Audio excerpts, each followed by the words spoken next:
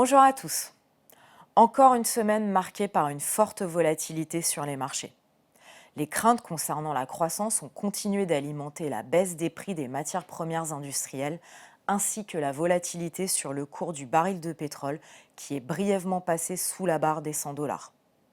Le prix du gaz européen, lui, ne baisse pas.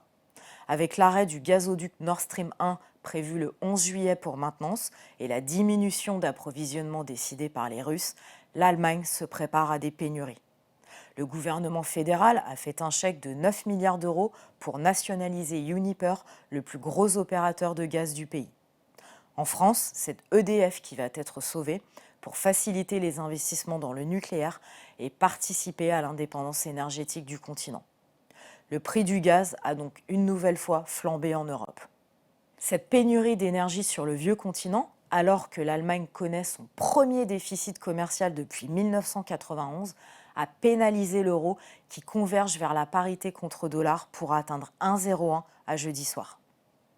Du côté des données d'activité, les indicateurs avancés fléchissent toujours et continuent d'indiquer un ralentissement des deux côtés de l'Atlantique. Bien qu'il soit sorti au-dessus des attentes, l'ISM Service américain est en baisse par rapport au mois précédent et atteint son plus bas niveau depuis 2020. En zone euro, les ventes de détail pour le mois de mai ont déçu, ce qui confirme que les ménages consomment moins du fait de l'inflation. Les seules vraies bonnes nouvelles économiques sont venues de la Chine cette semaine. Le PMI Caixin des services pour le mois de juin repasse largement en territoire d'expansion. Les banques centrales, quant à elles, conservent leur cap. Les minutes du dernier comité monétaire de la Réserve fédérale américaine du 15 juin ont confirmé l'absolue nécessité de la lutte contre la hausse des prix et contre le risque de désancrage des anticipations d'inflation. La BCE travaille sur son outil anti-fragmentation qu'elle doit présenter ce mois-ci et les désaccords au sein des gouverneurs restent importants. Au Royaume-Uni, un changement de gouvernement est annoncé. Boris Johnson, après 3 ans passés à Downing Street, a été contraint à la démission. Au total, l'indice Eurostoxx 50 des valeurs européennes rebondit cette semaine pour terminer à plus 1,50 à jeudi soir.